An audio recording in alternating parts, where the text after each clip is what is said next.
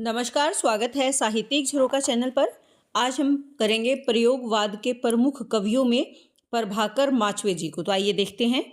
देखिए, इनकी अगर बात करें तो इनकी पहचान किस रूप में है? तार सप्तक कवि के रूप में है। तो तार सप्तक के कवि प्रभाकर माचवे का जन्म कब हुआ? 26 दिसंबर 1917 को हुआ। और कहाँ पर? एक मराठी परिवार में, ग्वालियर में इनका जन्म हुआ। दर्शन शास्त्र में स्नातकोत्तर के बाद उन्होंने हिंदी मराठी निर्गुण संत काव्य विषय पर आगरा विश्वविद्यालय से शोध का कार्य भी पूरा किया।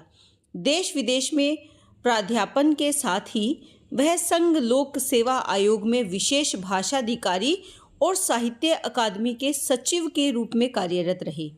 भारतीय उच्च अध्ययन संस्थान शिमला में मानद फेलो और भारतीय भाषा परिषद कलकत्ता में निदेशक के रूप में भी उनकी संबद्धता रही।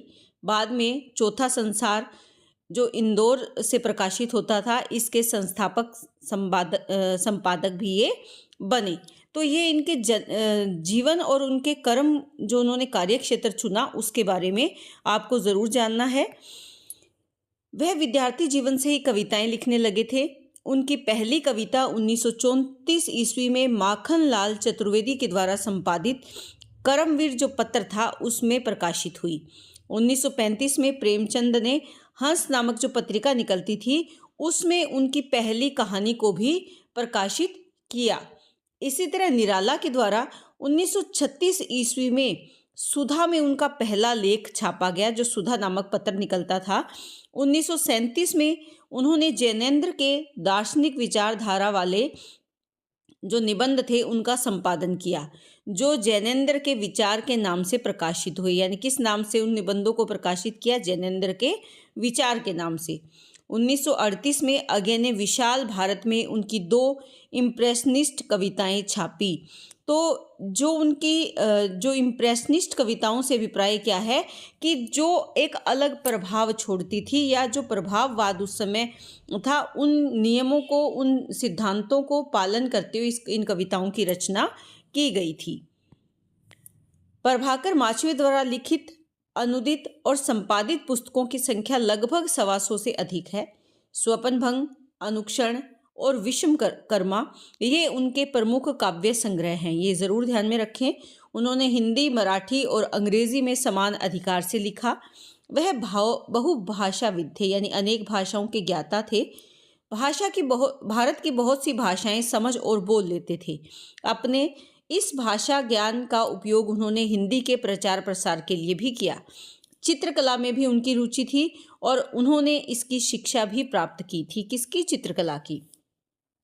इन्हें अपने लेखन के लिए सोवियत लैंड नेहरू पुरस्कार तथा उत्तर प्रदेश हिंदी संस्थान का सम्मान प्राप्त हुआ। सन 1889 में सुब्रमण्यम भारती पुरस्कार भी इनको प्रदान किया गया। अब अगर इनके काव्य की विशेषताओं की बात करें तो सबसे पहली जो विशेषता आती है, प्रेम, सौंदर्य और प्रकृति चित्रण। देखिए, प्रभाकर माचवे प्रेम और सौंदर्य के भी कवि थे। उनका काव्य संसार रोमांटिक संवेदनाओं से पूर्ण है। प्रभाकर माचवे की आरंभिक कविताओं में प्रणय की अति भावुकता, किशोर मन की उदात्तता छायावादी भावभूमि से ही समानता व्यक्त करती है, यानी छायावाद का प्रभाव देखा जा सकता है। माचवे ने प्रेम और सौंदर्य का जैसा चित्रण अपनी कविताओं में किया है, वैसा अन्य प्रयोगवादी कवियों के यहाँ कम ही दिखाई देता है। हमारे हिंदी साहित्य में सजीव नारी का चित्रण तो प्राय सभी कवियों के यहाँ मिलता है, किंतु मृत नारी का चित्रण हमें केवल माचवे के यहाँ दिखाई पड़ता है। कपालिक नामक जो इनकी कविता है, ये आप ध्यान में रखेंगे। इस कविता में एक मृत नारी का सौंदर्य वर्णन करते हैं। इस कविता में वह तर्क के माध्यम से प्रेम को समझाने का प्रयत्न भी करते हैं। तो यहाँ पर जो प्रेम और सौंदर्य का चित्रण इनके काव्य में है, वो अन्य कवियों के काव्य में दुर्लभ नजर आता है। प्रकृति चित्रण की अगर बात करें तो प्रकृति चित्रण में माचवे का सहज भावबोध देखते ही बनता है, जिसके माध्यम से वे अपने को पेड़ पौधे, नदी, जंगल एवं सामान्य लोगों से जोड़ते हैं। प्रकृति को लेकर जितनी सजगता माचवे में है, उतनी कम ही कवियों में देखने को मिलती है। माचवे की प्रकृति चित्रण संबंधी कविताओं में केवल प्रेम और सौंदर्य का चित्रण ही नहीं बल्कि उनका सामाजिक महत्व भी है। मनुष्य ने जिस प्रकार से प्रकृति का दोहन एवं शोषण किया है वह दुर्भाग्यपूर्ण है। मनुष्य ने औद्योगिक विकास में जंगलों को नष्ट किया है। आज प्रदूषण की समस्या उसी का परिणाम है। उसकी तरफ भी प्रभाकर माचवे जी अपने काव्य के माध्यम से संकेत करते हैं। दूसरा हम यहाँ पर पॉइंट बनाएंगे मानवीय संवेदना। प्रभाकर माचवे समाज में उपेक्षितों, अधिकारों से वंचित जनता के सच्चे परोपकार थे, यानी उनके बारे में वो सजग थे।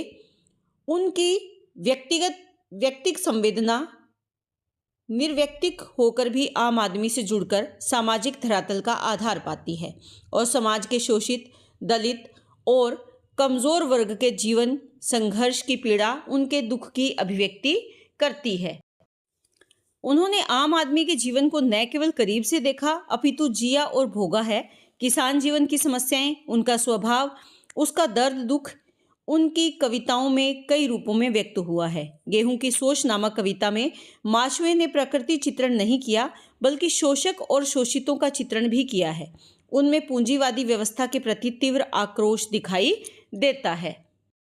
अगला जो पॉइंट बनाएंगे वो बनाएंगे राष्ट्रीय भावना या राष्ट्रीयता। प्रभाकर माचवे की कविताओं का एक पक्ष और भी है जो राष्ट्रीयता से संबंधित है। माचवे राष्ट्रीय और अंतर्राष्ट्रीय घटनाओं से प्रभावित होते थे और राजनीतिक गतिविधियों में बढ़ चढ़कर हिस्सा लेते थे। 1939 ईस्वी में द्वितीय विश्व युद्ध प्रारंभ हो जाता है। इसी समय देश की स्वतंत्रता के लिए संघर्ष भी तेज हो जाता है। 1942 में महात्मा गांधी भारत छोड़ो आंदोलन शुरू कर देते हैं, जिससे देश की जनता जिसमें बढ़ चढ़कर हिस्सा लेती है। प्रभाकर माचवे भी देश की जनता में उत्साह भरने के लिए नई हवा नामक जो इनकी कविता है वो इन्होंने लिखी, जिसमें कवि अंग्रेजी सत्ता को जंग लगी सत्ता कहकर उसे उखाड़ फेंकने का आह्वान करता है। चौथा हम पॉइंट बनाएंगे व्यंग्य का। आधुनिक हिंदी कविता में अगर व्यंग्य को माने तो एक महत्वपूर्ण स्थान प्राप्त है। व्यंग्य युगीन परिस्थितियों के प्रति अपनी प्रतिक्रियाओं को कवि व्यंग्य का सहारा लेकर अप्रत्यक्ष रूप से प्रहार करता है। भ्रष्ट राजनीतिक नेताओं की चरित्रहीनता, धोखेबाजी, जनता की मूर्खता आदि जैसे विषयों को केंद्र में रखकर आधुनिक हिंदी कविता अप्रत्यक्ष रूप में व्यंग्य के माध्यम से उस पर प्रहार करती है।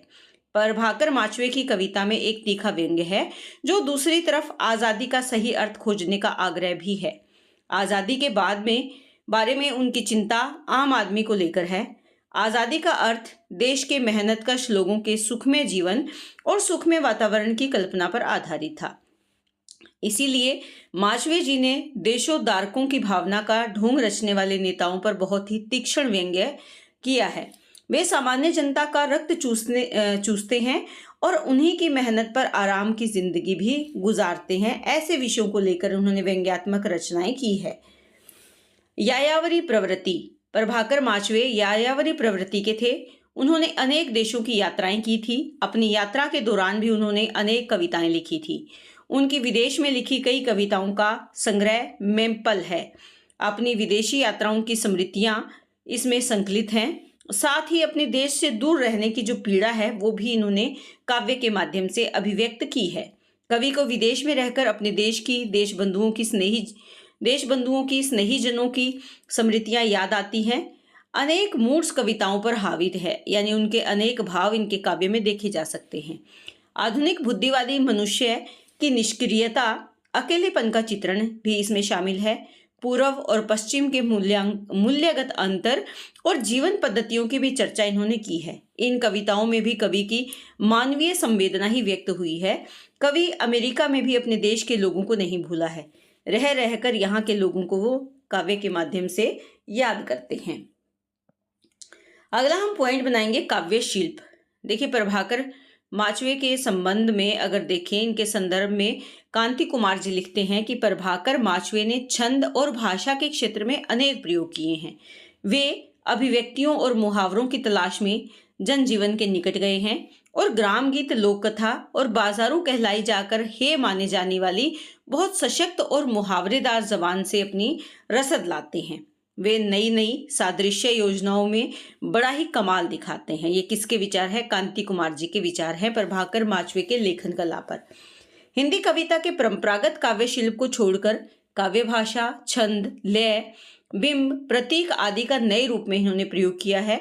प्रभाकर माचवे प्रयोगशीलता के कितने आग्रही थे, यह उनके तार सप्तक के वक्तव्य से पता चलता है, जो उन्होंने स्वयं लिखा है। वो क्या लिखते हैं कि इस प्रकार वस्तु की दृष्टि से हिंदी कविता में अभिविषयों की विविधता, व्यंग्य का तीक्ष्ण और सुरुचिपूर्ण प्रयोग, प्रकृति के संबंध में अधिक वैज्ञानिक दृष्टि, जनजीवन के निकटतम जाकर ग्राम गीत, लोक गाथा और बाजारू कहलाई जाकर हे माने जाने वाली बहुत सशक्त और मुहावरेदार जबान से नए नए शब्द रूपों और कल्पना चित्रों को ग्रहण करना और प्रयोगशील और अभिव्यंजना के प्रति औदार्य आना चाहिए। औदार्य यानी उदारता का भाव इनके प्रति होना चाहिए, यानी अभिव्यक्ति में ये किस प्रकार के विचार चाहते हैं। नए शुभ शब्द रूप हो, कल्पना चित्रों को ग्रहण करना चाहिए, प्रयोगशील वो होने चाहिए, मुहावरेदार जबान होनी चाहिए। तो यहाँ पर कुछ नयापन ये अपने काव्य के माध्यम से लाना चाहते हैं। तो निष्कर्ष रूप से कह सकते हैं कि प्रभाकर माचवे की काव्य यात्रा का प्रारंभ भले ही रोमांटिक हो, किंतु वे अपने समय, समाज और परिवेश को कभी भी उपेक्षित करके नहीं चले। उनके काव्य में आधुनिक सभ्यता की विद्रूपताओं, विसंगतियों और युगीन संदर्भ में व्यक्ति मन की पीड़ा, किसान मजदूरों की समस्याएं, उसका दुख, निराशा, कुंठा और हताशा का मार्मिक चित्रण हुआ है। उनकी कविता में सामाजिक चेतना तथा जटिल यथार्थ की अभिव्यक्ति भी हुई है, जिसके कारण उन्हें प्रगतिशील कवि कहा जा सकता है। लेकिन जब हम प्रभाकर माचवे के समूचे रचनाक्रम पर गौर करते हैं तो वे अन्य प्रगतिशील कवियों से कई मायनों में अलग नजर आते हैं। तो ये हमने आज जाना प्रभाकर माचवे और उनके काव्यगत विशेषताओं के बारे में।